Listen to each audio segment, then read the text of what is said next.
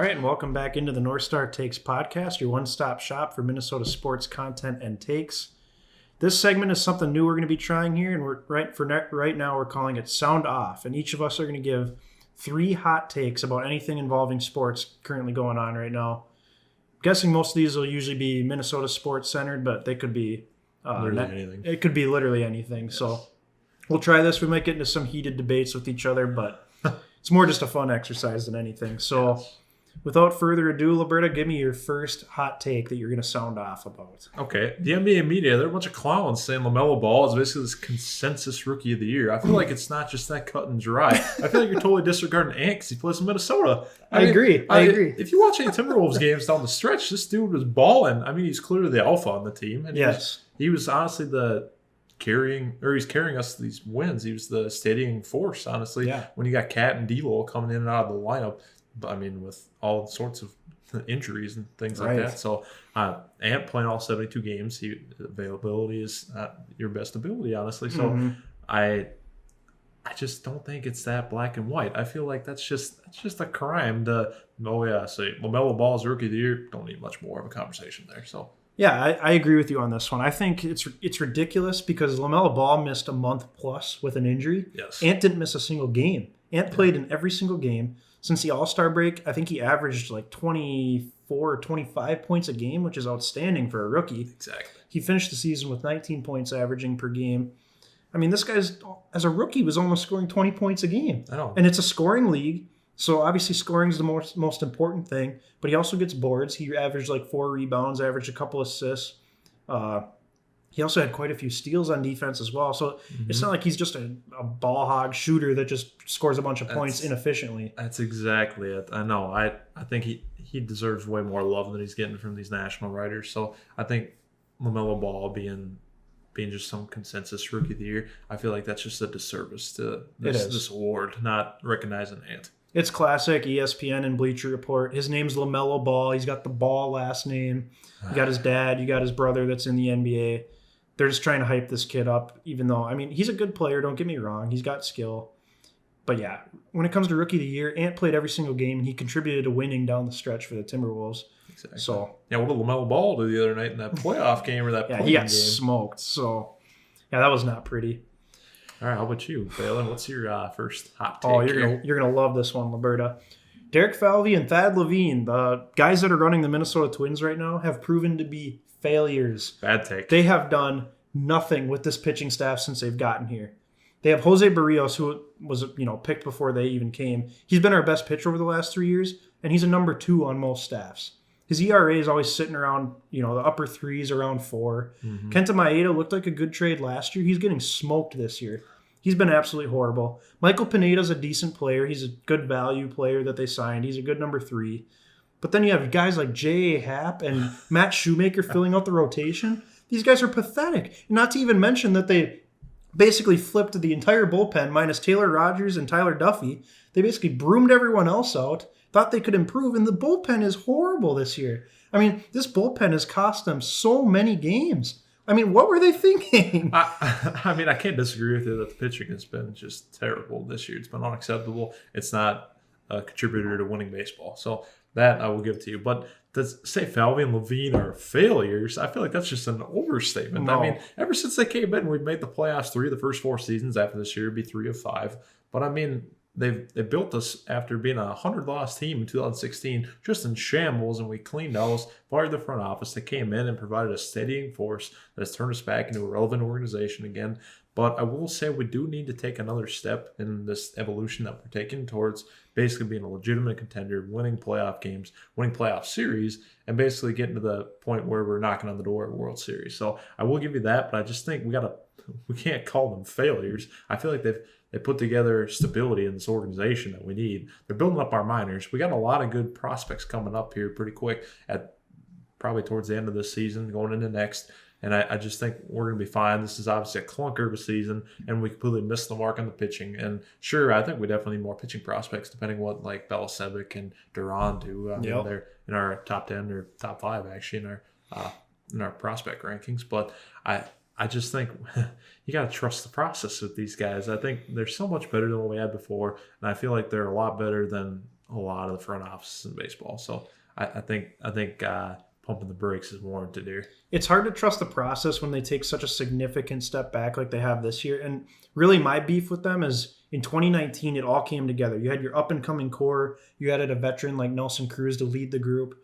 You know, everyone came together. They had career years at the plate. I mean, we were the Bomba squad with the most home runs in MLB history in a single season. Yeah, they didn't win a playoff game. That is unacceptable. I know they played the Yankees. I don't care. Win a playoff game. Okay, is that on the front office or is that on the players? Well, it's a mixture of both, I would say. But once again, the pitching wasn't very good in that series either. No, and so you had Randy Dobnak pitching game 2 of the series against the Yankees. Like, what are we doing here? I like Dobnak, but he should not be starting in a playoff series. I'm sorry. Dominic was great down the stretch, but I don't think he should be like a game 2 starter by any means. But I think that's definitely a valid gripe to have about that season, that the pitching just wasn't there. But I think it's more on the players, honestly, just going out there and doing something. Because I feel like our bats in that series kind of disappeared after having that great prolific offense in the regular season. So I feel like that had more to do with the players than to do with the front office. Obviously, everybody's a contributor when they lose like that in the playoffs, but I think that had more to do with the players, in my opinion. But yeah, so this kind of transitions into your second hot take. Yes.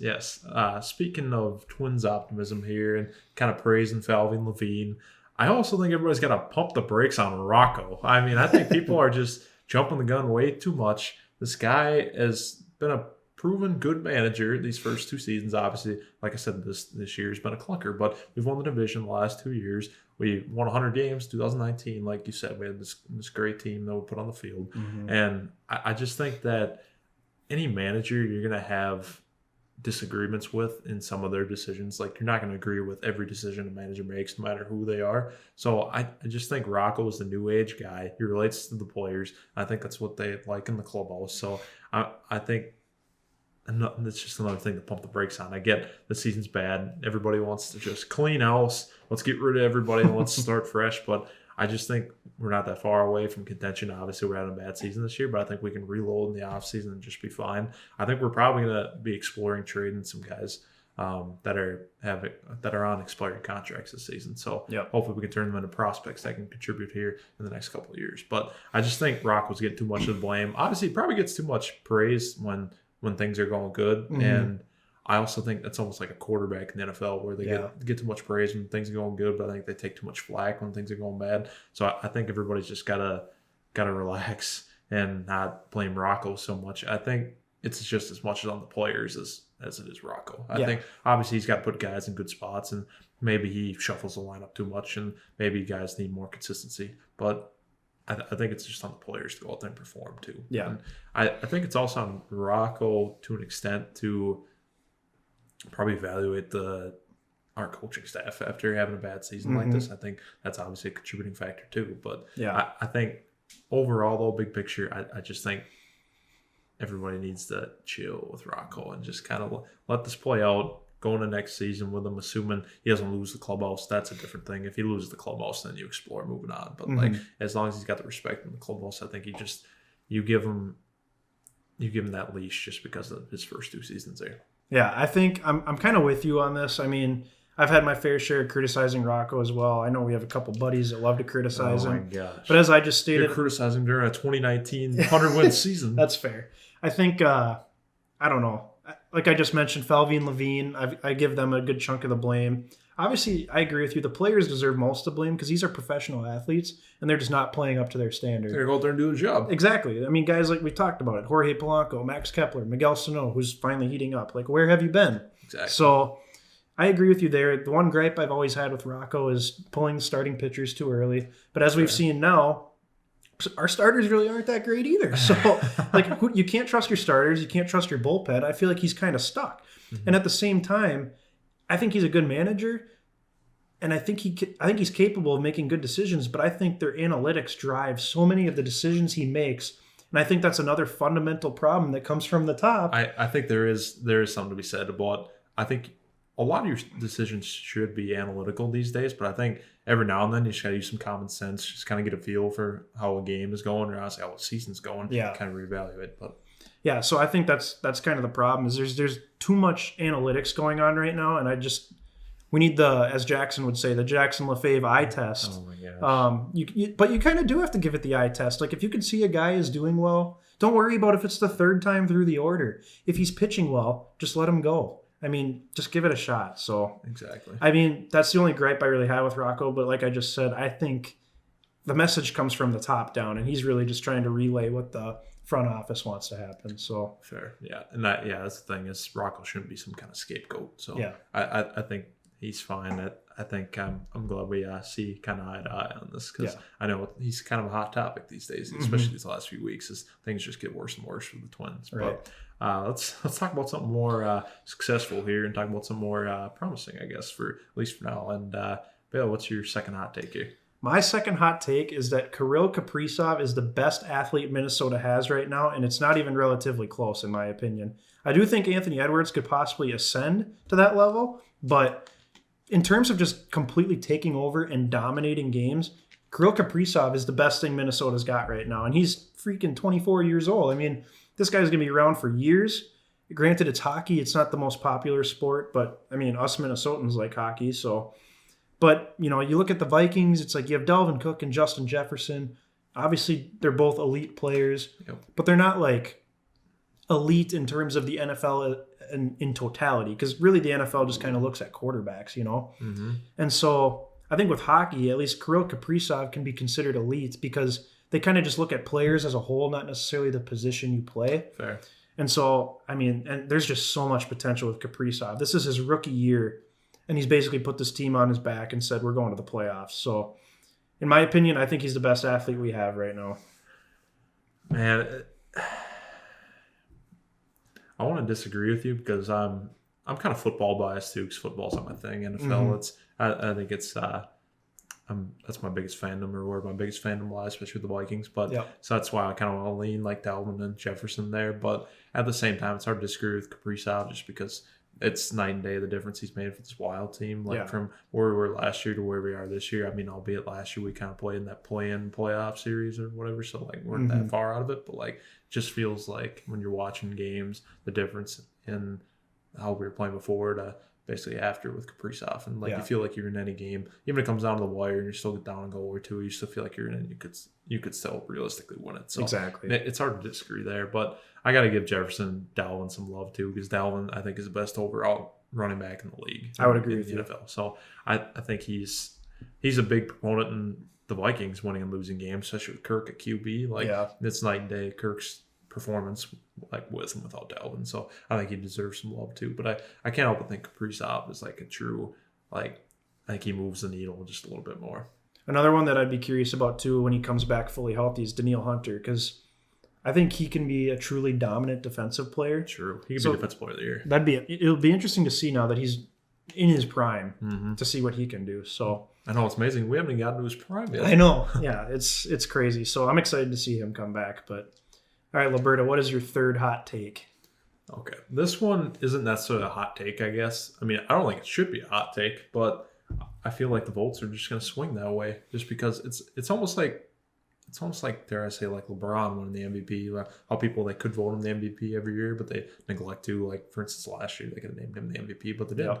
I kind of think the same way with Curry this year. I think Steph Curry should easily be the MVP. I think all the stars in the league, like John Morant and LeBron James, even have called out for him to be like, this guy is clearly the best player in the league right now. He's carrying this Warriors team with a bunch of guys, a bunch of role players that would honestly not be doing almost anything, in my opinion, without Curry. So I think Curry's going to be the MVP. I think anybody saying Joel Embiid or Nikola Jokic, they might have a case, but I mean, I feel like they don't move the needle as much as Curry does. So I think Curry's just truly one of those transcendent superstars in this league. That's a top 3-5 player. So I can't go against him being the MVP. Obviously, I'm a huge Curry fan, but that has nothing to do with this. But I think he's the MVP. I feel like it shouldn't even be that much of a discussion. Yeah, I got to agree with you here. Obviously, I'm not a huge Curry fan like you are. I respect his game, though. Yeah. If LeBron had played a full season, we'd probably have quite the disagreement here. Oh, yeah. But you know, there's no doubt in my mind. I mean, the team that they have around Curry right now, with Klay Thompson being out, and as we mentioned earlier, Draymond is just a shell of himself. You know, you got Andrew Wiggins, who's good sometimes, horrible some other times. So, I mean, I think it's pretty obvious. I mean, yeah, they were the 8 seed. it remains to be seen if they'll, get into the actual playoffs from this play-in series.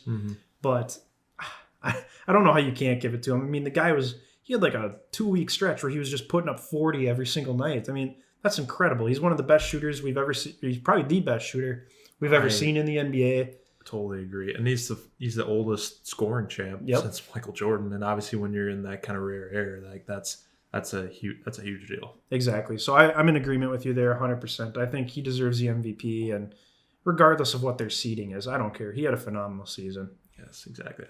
I'm glad you recognize that. I'm glad we're on the same page there. Otherwise, we might have to have some more words. But we're going to leave it at that for now since we see eye to eye on this. But let's go to your final hot take here, Bailey, to close off the episode. So I'm not just saying this because the Minnesota Twins are horrible this year, but I believe that the MLB and professional baseball is a dying sport. Oh, it's got to be a contributing factor then. Interest is at an absolute low when you look at ratings across the country.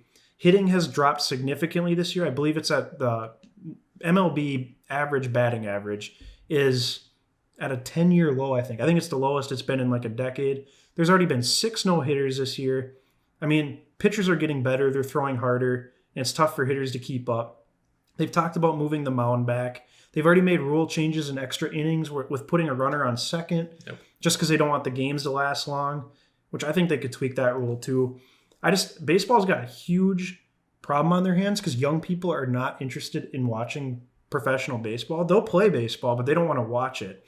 And they also don't promote their stars. I mean, you got Mike Trout, who's been the best player in the league for years, and people don't even consider him one of the best athletes in the world. I mean, he's the best player in baseball. Yeah. I think a contributing factor to that, though, is the fact that the MLB, in my opinion, I think it's the hardest sport to make the playoffs in because it's a 162-game season, so the best of the best, they're going to rise to the top, and that's just that. And until a couple years ago, it was only 4 teams that made the playoffs. Now it's 5. So I think it's a tough league, honestly, to get into the playoffs. And then when Trout's on a team that isn't very deep and they just don't make the playoffs enough, I feel like that also kind of hurts the brand of Major League Baseball because he's only played 1 playoff series in a decade, which is just that's terrible for the league. Yeah, that is. And then on the same team, you have Shohei Ohtani, who's a once-in-a-generation player, leads the league in home runs. And he has like a 2 ERA. He's one of the best pitchers in the league as well. So it's every 5th day he's on the mound for you, and then he'll come up and jack a home run after he's done pitching. So, I mean, he's just incredible to watch. And the MLB doesn't really do anything to promote him. And I don't know. MLB's lucky it has the summer to itself because really – If it had to share seasons constantly with other professional sports, I just think it would struggle even more than it already is. So I don't really know what they can do to fix their problem that they're having, but I don't know. It's not looking good, I don't think. I also think another contributing factor to this idea you got here, I don't think I don't think it's too crazy of a take here. And I think it's also has to do with all these at-bats turning into like these 3 outcome.